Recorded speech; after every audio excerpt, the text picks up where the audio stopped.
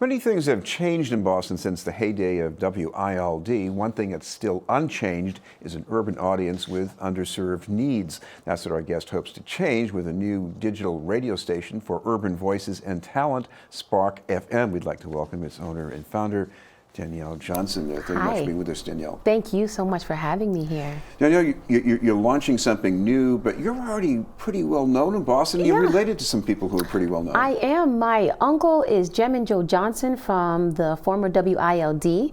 I have been doing radio for about a decade now, just about 10 years on some local radio stations.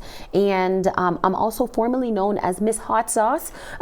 So, you know, it's funny getting the name out there behind the Miss Hot Sauce persona. So now Danielle Johnson is the new owner of Spark, well, the owner of Spark FM. Now, one of the things you want to make sure people understand, this is a station owned by a black female. Yes. Why is that so important? It's important because radio has been heavily dominated by males. For as long as I can remember, there are multiple owners, digital, terrestrial, and we often don't see women that have not had a seat at the table actually building their own table. So one thing that we're trying to also reiterate in the community is ownership. And when you're not invited, you have to make it somewhere. You kind of have to bust through the doors and make it happen for yourself. The one thing that intrigues me about you're not just talking about this like an entrepreneur. You've worked with girls radio too. And yes. You know how important control is. Explain that for those of us who are not so connected. So Girls Radio is a program for inner city teen girls from the age of 14 to about 19. And what we teach them is everything about broadcast media. So we're not set up as a traditional radio station. We first started out just doing radio.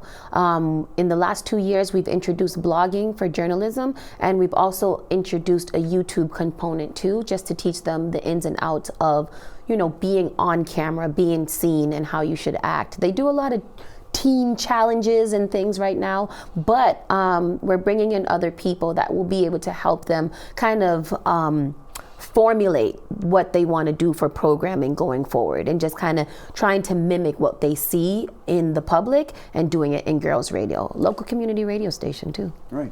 Now, of course, it's clear you're trying to do something quite different from the cookie cut syndicated kind of station. But when you talk about being a platform, local voices and local talent, what would that mean? So, again, I've been working in radio at local stations for about 10 years, and I've applied to all the mainstream media, and I know a lot of my friends are in the industry that I've kind of grown up and, you know, formed myself around. They all have had the same experience, trying to get in, not applying, being rejected, getting interviews, not hearing back. And what we're trying to do is trying to help those local talents that have wanted to do something like this for so long, give them a platform and provide something for them as well. So we're enlisting all of those people, all of our professionals, friends and associates that are very interested in broadcast media to come along. Right now we have a team of about 30 from old stations, from main stations that are all just coming in and working together finally to give the urban voice back to the community. Now, I grew up with radio stations being something like 90% playlist and commercials, but these days I think you have to have a different mix, don't you? So we do have to have a different mix. So we are forming it as a traditional radio station. We're just very digital. And by digital, we are still gonna be very into ads, into station-sponsored events, branded merchandise. And what we wanna do is kind of make sure that the structure that we are used to having is still implemented when it comes to professionalism, and making sure that the audience knows how to tune in and how to listen. Do you see talk as an important component here too? Talk is a very important component. So we have, our morning show is gonna be heavily talk. We also have afternoon programs that are gonna be very talk too.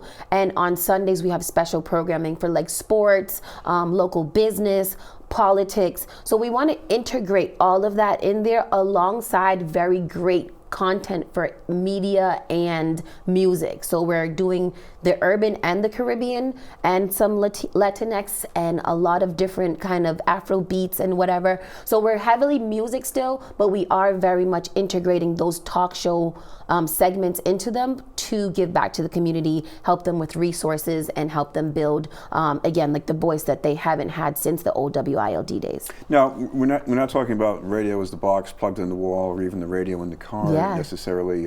This is digital radio. So where do you see yourself connecting with people? So connecting on a fully developed app. It's going to be a one-stop shop where you can get everything, whether it be blogs, podcasts, music streams, YouTube. We're also working on an Alexa component as well, so that you can play it in your home. How many times have you been listening to the radio and you go inside and you're like, let me stay in the car for a little bit longer so I can hear it. So we want to make sure that we're integrating all the digital aspects, even like a Roku channel, to make sure that when we're streaming online and you can see the people in the studio, that you can also tune into them on your TV screen. We should mention you're trying to raise some funds to make this work, even though you get a target date in April. So what should people do if they want to find out more? If you want to find out more, you can go to sparkfmonline.com, and on there it's a landing page that you can pretty much find out the different ways that you can donate. We have a Kickstarter right now that ends on February 19th, and we're trying to raise $19,000 to buy equipment and to remodel the space, our brick and mortar space that we'll have. Thank you very much and best of luck. Thank you so much. Danielle Johnson from Spark FM. In a moment, we'll tell you about benefit performances by local students in a tribute to Aretha Franklin.